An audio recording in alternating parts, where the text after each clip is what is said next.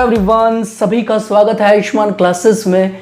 मैं अनुज Gautam English grammar के एक बहुत ही important topic subject and predicate को इस वीडियो में आज हम कवर करेंगे। और यदि आप इस चैनल पर नए हैं तो चैनल को सब्सक्राइब जरूर कर लें और बेल आइकन को जरूर दबा दें ताकि आने वाली वीडियोस का नोटिफिकेशन आपको सबसे पहले मिले। और जितना हो सके इस वीडियो को आप शेयर करें ताकि दूसरे बच्चों के पास भी ये वीडियोस पहुंच सके। चलिए शुरू करते हैं आज का topic subject and predicate. Subject and predicate students, मैंने आपके लिए सेंटेंस टॉपिक पर एक वीडियो बनाई थी और मुझे आशा है कि वो आपकी अच्छे तरीके से समझ में आ गई होगी। चलिए बात करते हैं सब्जेक्ट एंड प्रेडिकेट की। वाक्य यानी सेंटेंस दो भागों से मिलकर बने होते हैं, ठीक है। प्रत्येक सेंटेंस में दो भाग होते हैं। नंबर एक सब्जेक्ट यानी कर्ता, उद्देश्य या फिर विषय, और दूसरा प्रेडिकेट यानी विधेय। अब इनको हम बहुत ही डिटेल में समझेंगे। ये बहुत ही आसान टॉपिक है और जानकारी के लिए आपको बता दूं कि इस टॉपिक से रिलेटेड क्वेश्चन लास्ट ईयर यानी 2019 में सुपर टेट एग्जाम में एक क्वेश्चन पूछा गया था जिसमें पता लगाना था कि इसमें सब्जेक्ट कौन सा है। तो ध्यान से इस टॉपिक को आप समझेंगे और इस वीडियो को लास्ट तक आप जरूर देखें क्योंकि लास्ट तक देखने के बाद में आपके सारे डाउट्स बिल्कुल क्लियर होने वाले हैं। तो चलिए बात करते हैं सब्जेक्ट और प्रेडिकेट की। मैंने बताया कि प्रत्येक सेंटेंस दो भागों से मिलकर बना होता है जिनको कहते हैं सब्जेक्ट और दूसरा प्रेडिकेट। ध्यान से इन सभी सेंटेंसेस को आप देखिए, जैसे He is playing the match. A boy came to me yesterday. The travelers reached on the time. A girl with a basket is standing there. An old woman was sitting there. My friend lives in America. Swimming is a good exercise. There lived a farmer in any village. It is time to play the match. Some naughty boys are making a noise. Ram will go to Agra tomorrow. आप देख रहे हैं जितने भी green colour के words हैं, जितने भी ग्रीन पेन से ये चीज शो की गई है, ये सभी वाक्य के सब्जेक्ट हैं। कुछ स्टूडेंट्स समझते हैं कि सब्जेक्ट हमेशा एक ही वर्ड के बने होते हैं। ये बात बिल्कुल गलत है। अभी आगे मैं इसके बारे में आपको समझाऊंगा। अभी फिलहाल आप इतना देखिए कि जितने भी ग्रीन कलर के वर्ड्स आपको दिखाई दे रहे हैं, जैसे ये वाले सभी वर्ड्स, ये सभी सब्जेक्ट कहलाते हैं। और वाक्य का जो शेष भाग है, वाक्य का जो शेष भाग है वो प्रेडिकेट कहलाता है। उम्मीद करता हूं कि ये आपकी समझ में आ गया होगा। चलिए अब थोड़ा डिटेल में पढ़ते हैं, यानी सब्जेक्ट की डेफिनेशन के बारे में बात करते हैं। सब्जेक्ट वाक्य का वह भाग जिसके बारे में कुछ कहा जाए वह सब्जेक्ट कहलाता है। मान लीजिए मैं आपको कहूं कि राम स्कूल जाता है, तो किसके बारे में बात हो रही है? ये राम के बारे में बात हो रही है, तो राम वाक्य का सब्जेक्ट होगा। इंग्लिश की डेफिनेशन देखिए, जो इंग्लिश मीडियम के स्टूडेंट्स हैं, द सब्जेक्ट इज हु और what the sentence is about.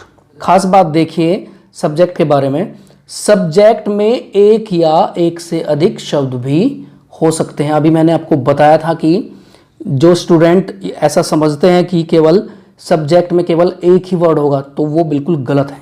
ध्यान से इन एग्जांपल्स को आप देखिए, जैसे ही टेक्स टी डेली, वह रोजाना चाय पीता है, तो ही को अंडरलाइन किया गया है। ही एक प्रोनाउन है, तो ये हम मान सकते हैं कि इसमें तो एक ही वर्ड है। लेकिन अगला सेंटेंस आप देखिए, a tall man walking with a stick, एक लंबा आदमी वॉकिंग घूमता हुआ, विद ए स्टिक एक छड़ी के साथ, तो ये पूरा का पूरा सब्जेक्ट है।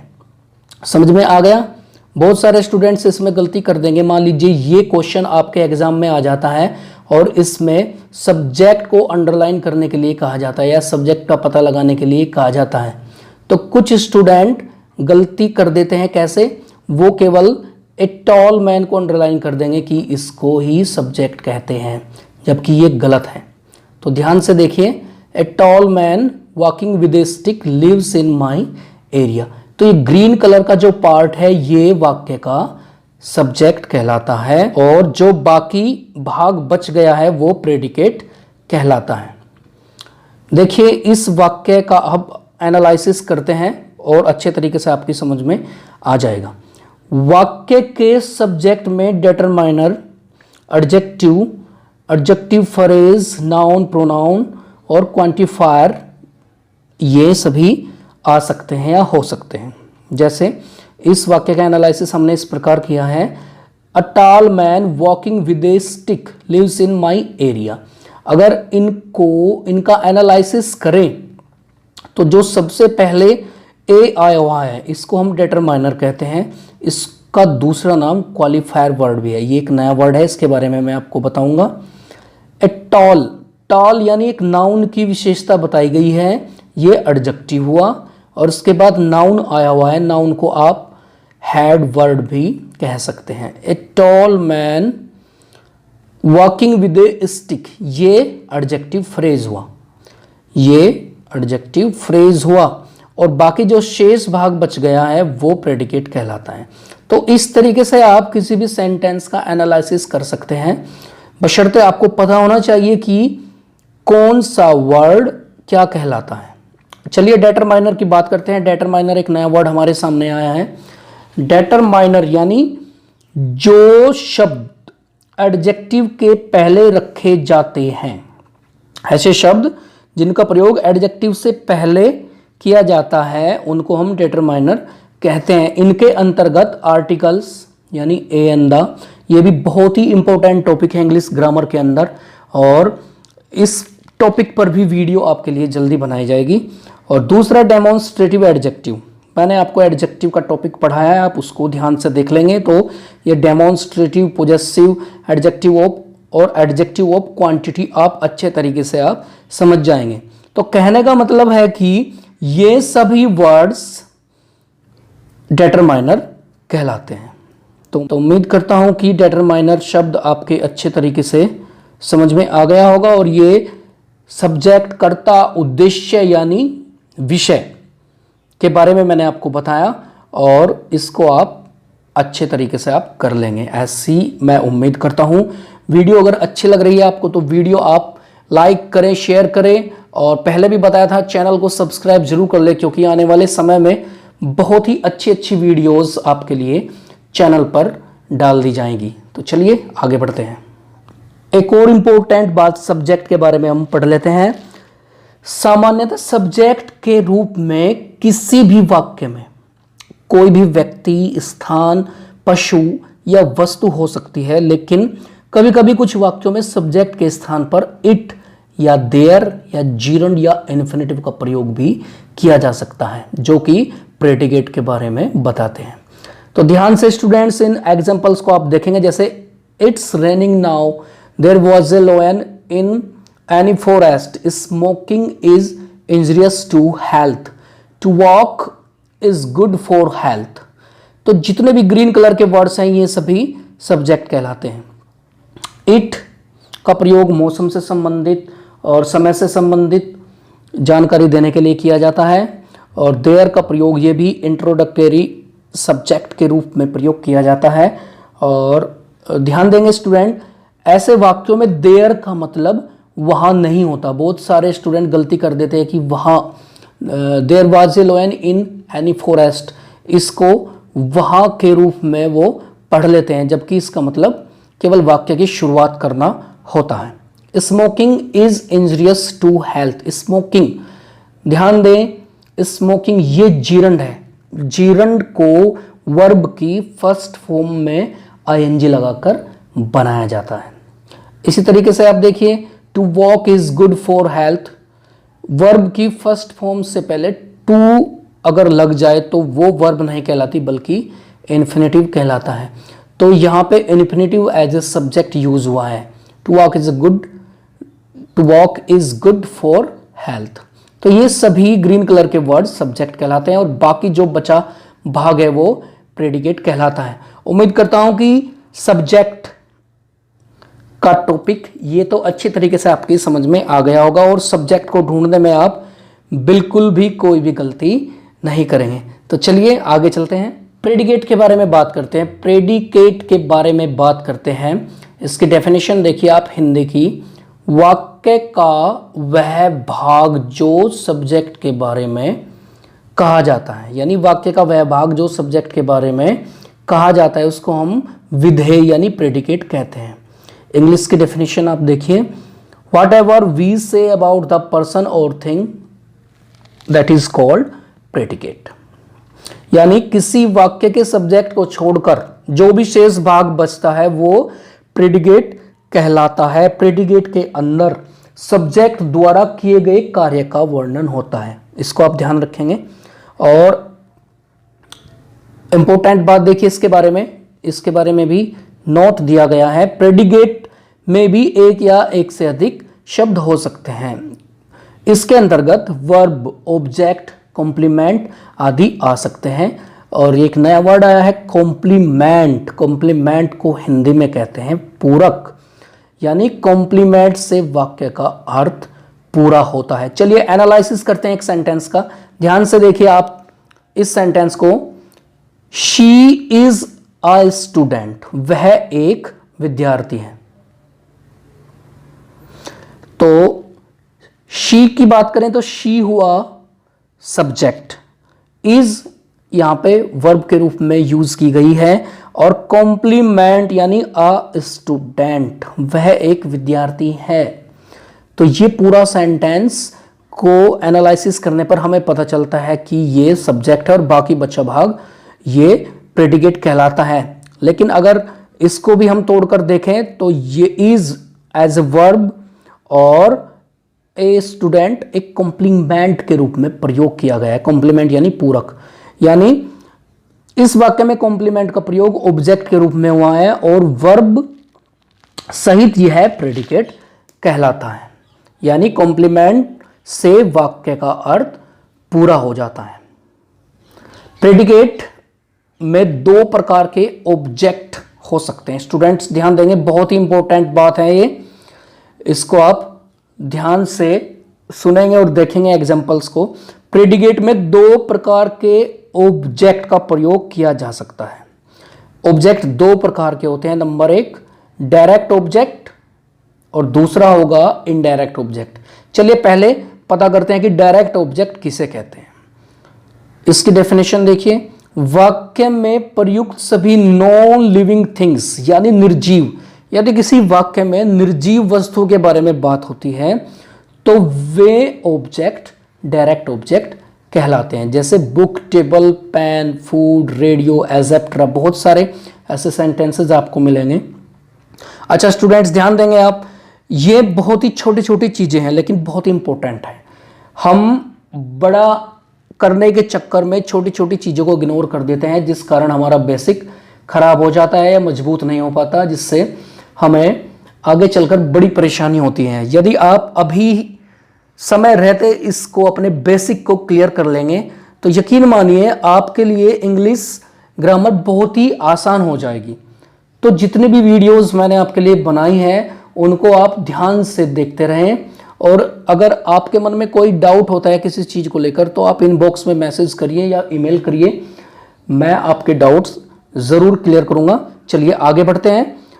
हमने बात की डायरेक्ट ऑब्जेक्ट के बारे में, यानी डायरेक्ट ऑब्जेक्ट किसी भी वाक्य में प्रयुक्त सभी नॉन लिविंग का मतलब जिसमें जीवन नहीं होता, निर्जीव वस्तु को हम डायरेक्ट ऑब्जेक्ट कहते हैं।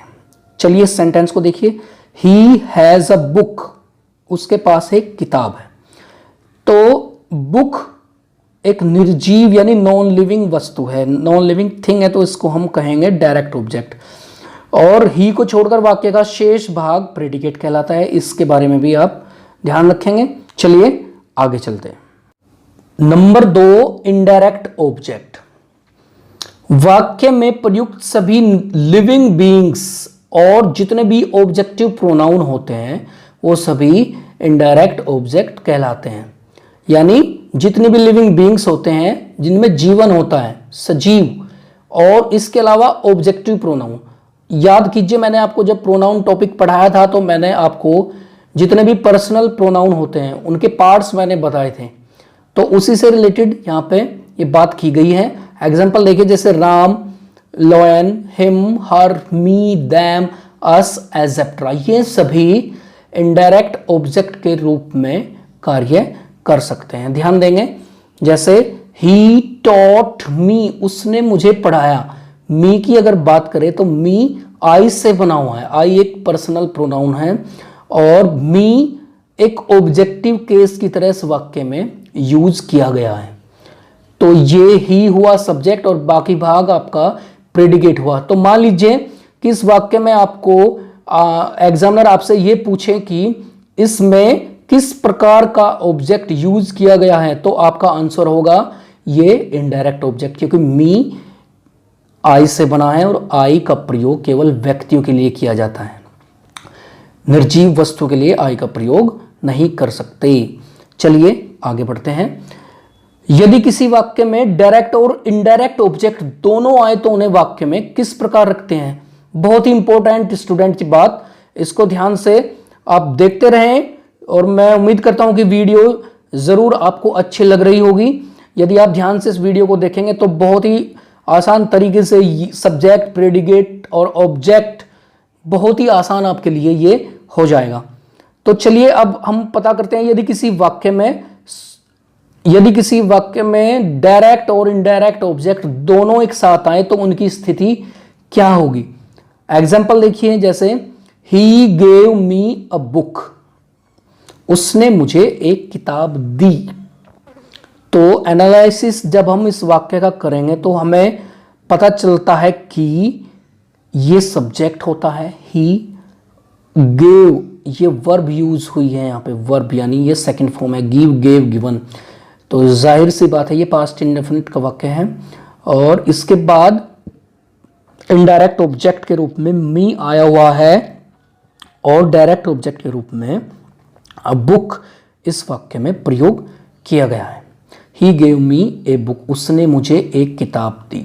इसी तरीके से राम टीचेज अस इंग्लिश, इसमें भी अस इनडायरेक्ट ऑब्जेक्ट है क्योंकि अस वी से बना हुआ है और वी एक पर्सनल प्रोनाउन है जिसका प्रयोग केवल व्यक्तियों के लिए किया जाता है। और ये इंग्लिश डायरेक्ट ऑब्जेक्ट यानी ये नॉन लिविंग थिंग्स में आती है। तो समझ में आ गया? कहने का मतलब है कि यदि किसी वाक्य में डायरेक्ट और इनडायरेक्ट ऑब्जेक्ट दोनों दिए जाते हैं तो इनडायरेक्ट ऑब्जेक्ट को आप पहले रख सकते हैं, उसके बाद आप डायरेक्ट ऑब्जेक्ट को रख सकते हैं।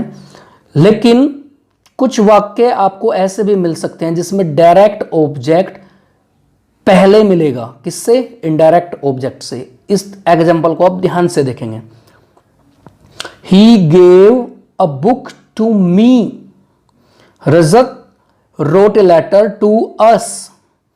तो दोनों में डिफरेंस करने के लिए आपको थोड़ा सा यहां पे ध्यान रखना होगा कि अगर आपको इनडायरेक्ट ऑब्जेक्ट वाक्य में सबसे बाद में यूज करना है, यानी डायरेक्ट ऑब्जेक्ट के बाद यूज करना है इनडायरेक्ट ऑब्जेक्ट को, तो उस इनडायरेक्ट ऑब्जेक्ट से पहले आप उचित प्रीपोजिशन का प्रयोग करेंगे, जैसे इन वाक्यों में किया गया है। जैसे he gave a book to me, Rajat wrote a letter to us. तो आप देखेंगे कि इन वाक्यों में, इन सेंटेंसेस में डायरेक्ट ऑब्जेक्ट को इनडायरेक्ट ऑब्जेक्ट से पहले रखा गया है। लेकिन रखा गया है इसके लिए कंडीशन है, अगर आप इनडायरेक्ट ऑब्जेक्ट को बाद में रखते हैं तो उन इनडायरेक्ट ऑब्जेक्ट से पहले आपको कोई उचित प्रीपोजिशन पहले लगानी पड़ेगी। ये नोट मैंने दिया है, इसको आप अपनी कॉपी में जरूर नोट कर ले। जब डायरेक्ट ऑब्जेक्ट को इनडायरेक्ट ऑब्जेक्ट से पहले रखते हैं तो इनडायरेक्ट ऑब्जेक्ट से पहले उचित प्रीपोजिशन का प्रयोग करते हैं। चलिए आगे चलते हैं। नोट देखिए आप, जीरंड और इन्फिनेटिव दोनों नाउन का कार्य करते हैं और इनका प्रयोग भी ऑब्जेक्ट के रूप में किया जा सकता है। स्टूडेंट्स, मैंने अभी आपको बताया था कि जीरंड और इन्फिनेटिव का प्रयोग सब्जेक्ट के रूप में भी किया जा सकता है, लेकिन जीरंड और इन्फिनेटिव दोनों का प्रयोग ऑब्जेक्ट के रूप में भी किया जा सकता है। जैसे ऑब्जेक्ट के रूप में जीरंड का प्रयोग कैसे करेंगे, ध्यान से देखिए इन सेंटेंसेस को। और हाँ, जीरंड के लिए मैंने आपको बताया था कि जीरंड को वर्ब की फर्स्ट फॉर्म में आईएनजी लगाकर बनाया जाता है। देखिए मैं एग्जांपल्स को आप, शी लव्स डांसिंग, वह नाचना पसंद करती है। तो डांसिंग, बहुत सारे बच्चे इसको अंडरलाइन कर देंगे कि ये वर्ब है, जबकि ये वर्ब नहीं है। ध्यान देंगे सब्जेक्ट शी और लव्स का प्रयोग वर्ब के रूप में हुआ है, और इसके अलावा डांसिंग ये ऑब्जेक्ट के रूप में इस वाक्य में प्रयोग किया गया है, जो कि एक जेरंड है। तो जेरंड का प्रयोग वाक्य में ऑब्जेक्ट के रूप में भी किया जा सकता है। एक एग्जांपल और देखिए, वी गेव अप स्मोकिंग, हमने स्मोकिंग छोड़ दी, यानी हमने धूम्रपान करना छोड़ दिया। तो ये इस वाक्य में भी जेरंड का प्रयोग एक ऑब्जेक्ट के रूप में किया गया है। उम्मीद करता हूं कि ये समझ में आ गया होगा। और वही अपनी थीम मैंने बताया था कि सब्जेक्ट को छोड़कर वाक्य का शेष भाग प्रेडिकेट कहलाता है। चलिए आगे बढ़ते हैं। और ऑब्जेक्ट के रूप में इन्फिनेटिव का प्रयोग, इन्फिनेटिव के बारे में मैंने आपको जानकारी दी थी कि वर्ब की फर्स्ट फॉर्म से पहले टू लगाकर इन्फिनेटिव बनाया जाता है। जल्दी ही इन्फिनेटिव और जेरंड पर भी आपके लिए बहुत अच्छी वीडियो बनाई जाएगी, जिसमें बहुत ही आसान तरीके से मैं सारे टॉपिक आपको 1 बाय 1 करके क्लियर कराऊंगा। तो ध्यान से देखिए इन एग्जांपल्स को आप, जैसे शी लाइक्स टू रीड, वह पढ़ना पसंद करती है। दे वांट टू प्ले, वे खेलना चाहते हैं। बहुत सारे स्टूडेंट्स के मन में कंफ्यूजन होता है कि to play, to read, to go, to come ये वर्ब होती है। नहीं, यदि इनसे पहले टू का प्रयोग होता है तो ये इन्फिनेटिव कहलाते हैं। तो सब्जेक्ट आपके जो भी ग्रीन कलर के वर्ड्स है ये होते हैं, और जो बचा भाग है वो प्रेडिकेट कहलाता है। और इनका एनालिसिस करें तो आपको वर्ब और ऑब्जेक्ट को भी आप एनालिसिस कर सकते हैं और अच्छे तरीके से आप समझ सकते हैं। तो उम्मीद करता हूं कि ये टॉपिक बहुत अच्छे तरीके से आपकी समझ में आ गया होगा। और किसी भी एग्जाम में यदि इनसे रिलेटेड कोई भी क्वेश्चन पूछा जाएगा तो बिल्कुल भी आप इसमें गलती नहीं करेंगे, बहुत अच्छे तरीके से आप अपना आंसर दे देंगे। और वीडियो अगर अच्छी लगी है तो वीडियो को आप लाइक कर दे, शेयर कर दे, और चैनल पर नए हैं, पहली बार इस वीडियो को आप देख रहे हैं तो चैनल को सब्सक्राइब जरूर कर दे और बेल आइकन को आप ज़रूर दबा दे, जिससे आने वाली वीडियोस का नोटिफिकेशन आपको सबसे पहले मिल जाए। तो चलिए मिलते हैं फिर अगली वीडियो में, तब तक के लिए अपना ख्याल रखिए। Good bye.